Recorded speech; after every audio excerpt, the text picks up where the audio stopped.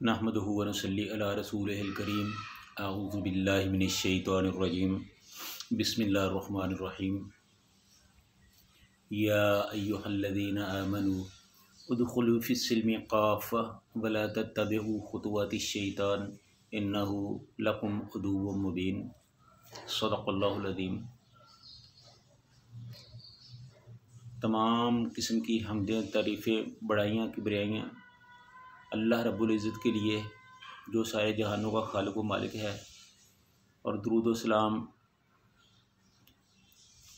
आक़ाए नामदार पैगम्बर बेमिसाल हज़रत मुहम्मदुर रसूलुल्लाह सल्लल्लाहु अलैहि वसल्लम की ज़ात पे, जो सारी कायनात से अफज़ल तरीन इंसान हैं। आज हम सियासत के हवाले से कुछ गुफ्तगू करेंगे। हमारे मुल्क में इस वक्त जो तूफ़ान बदतमीज़ी बरपा है, हुक्मरान अपोजिशन की वीडियो लीक्स कर रहे हैं और अपोजिशन हुकूमत की वीडियो लीक्स कर रहे हैं। अखलाकी तौर पर दोनों का दिवालिया निकल रहा है, लेकिन इसका नुकसान जो है वो मुल्क को हो रहा है। ना तो हमारे हुक्मरानों को इसका एहसास है और ना ही हमारी अपोजिशन को इस चीज़ का एहसास है कि हम जो कर रहे हैं उससे हमारे मुखालफों का नहीं बल्कि मुल्क का नुकसान है। असल में हमारा मसला ये है कि हमने सियासत को गाली बना दिया है, हालांकि इस्लाम में सियासत एक इबादत का दर्जा रखती है। मक्का में तो रसूलुल्लाह सल्लल्लाहु अलैहि वसल्लम को सियासत करने का मौका ही न मिला, क्योंकि सियासत की जाती है इक़्तिदार में रहते हुए अपने मुल्क, अपने अवाम, अपनी कौम के तहफ़्फ़ुज़ के लिए, अपने दीन, अपने मज़हब के तहफ़्फ़ुज़ के लिए, उनकी तरक्की के लिए, अवाम को हकूक़ देने के लिए, कौम की उमंगों की तर्जमानी करने के लिए। तो मक्के में तो ऐसी कोई सूरत हाल न थी, लेकिन जब मदीने में रसूलुल्लाह सल्लल्लाहु अलैहि वसल्लम तशरीफ़ ले गए तो फिर आका अलैहिस्सलाम ने भरपूर तरीके से सियासत की। तो उस वक़्त हमारी सियासत यानी मुसलमानों की सियासत यानी इस्लाम की सियासत का जो ओढ़ना बिछोना था वो इस्लाम ही था, मज़हब ही था, दीन ही था। हमारी सियासत मस्जिद से शुरू होती थी और मस्जिद पे ही ख़त्म होती थी। जब रसूलुल्लाह सल्लल्लाहु अलैहि वसल्लम अपनी कौम के लिए, अपने मुल्क के लिए, अपने वतन के लिए कुछ सोचते थे तो वो मस्जिद में बैठकर ही सोचते थे। बैरूनी वफूद से मिलते थे तो वो मस्जिद में बैठ कर मिलते थे। जब बैरूनी सफ़र के लिए निकलते तो मस्जिद से होकर जाते थे, जब वापस आते तो मस्जिद में ही पहले आकर 2 नफल अदा करते थे। तो इसलिए हमारा जो ओढ़ना बिछोना है वो सियासत जो है वो सिर्फ़ और सिर्फ जो है वो इस्लाम के लिए है, दीन के लिए है, अल्लाह के लिए है। वो इसलिए कहते हैं कि जुदा हो दीन सियासत से तो रह जाती है चंगेज़ी।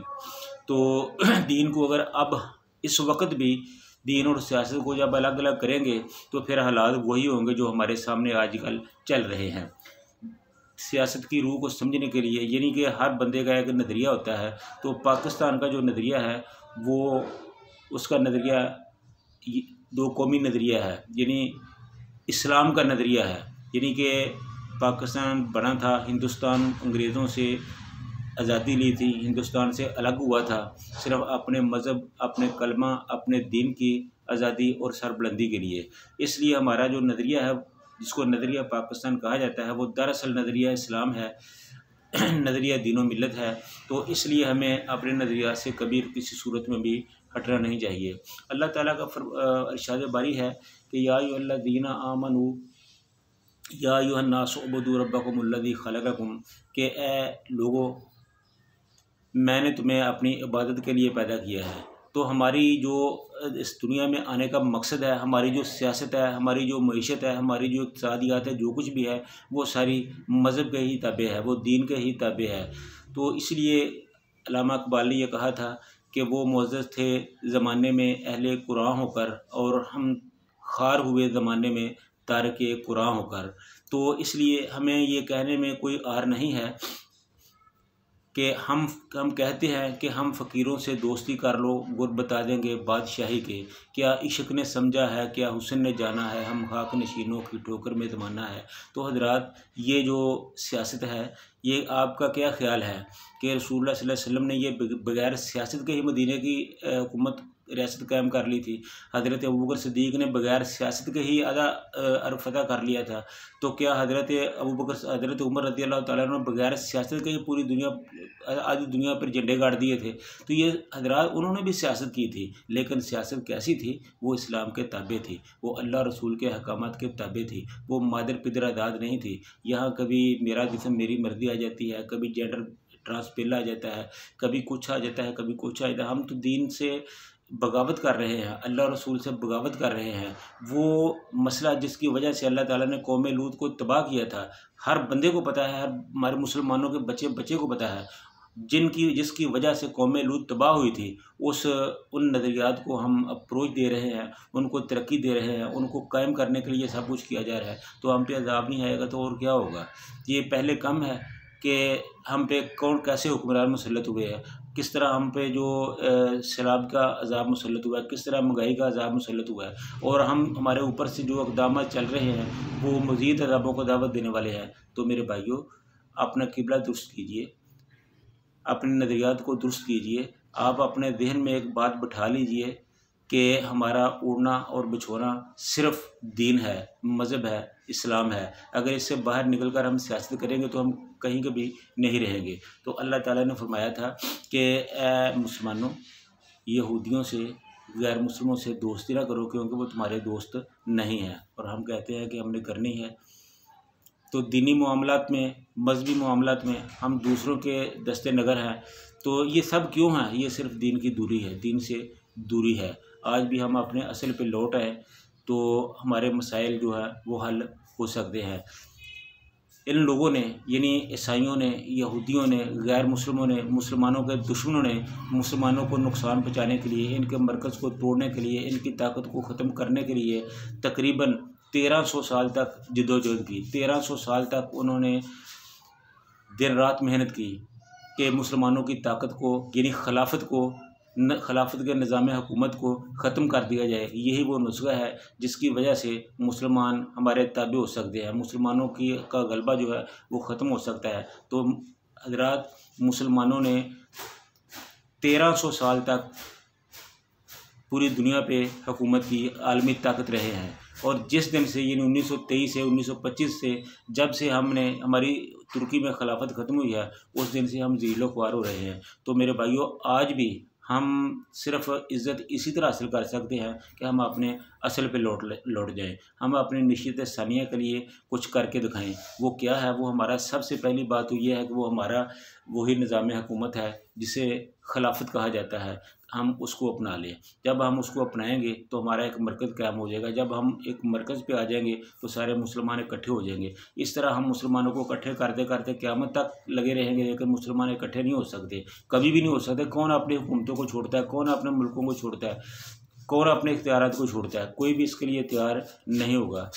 अगर हम कुछ करना चाहते हैं तो हमें अपने मरकज़ के गिर्द इकट्ठा होना होगा, अपने मरकज़ को कायम करना होगा, खिलाफत अला मनहाजुन नबूवत को कायम करना होगा।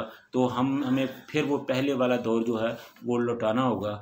अगर हम आज भी खिलाफत में आ जाते हैं तो ये लोग, ईसाई, यहूदी, हिंदू, दूसरे मज़हब, इसराइल, ये वो जितने भी हैं, अगर आज भी हम अपने मरकज़ पे आ जाएंगे तो ये हमारे पाँव में होंगे इंशाअल्लाह ताला। इनकी अपनी कोई हैसियत, अपनी कोई अथॉरिटी नहीं है।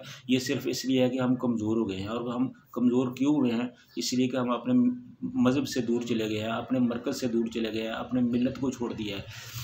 हमारी मिल्लत क्या है? ला इलाहा इल्लल्लाह मुहम्मद रसूलुल्लाह। जो भी मुसलमान है वो चाहे मगरब में है या मशरक़ में है, शुमाल में है या जनूब में है, वो सब मुसलमान है। और मुसलमानों को एक दूसरे का दुख दर्द महसूस होता है। नबी पाक सल्लल्लाहु अलैहि वसल्लम ने फरमाया कि मुसलमानों की जो हैसियत है, मिसाल है, वो ऐसी है जैसे एक इमारत की होती है कि अगर एक इमारत से एक ईंट को निकाल लिया जाए तो वो सारी इमारत जो है वो खस्ता हो जाती है।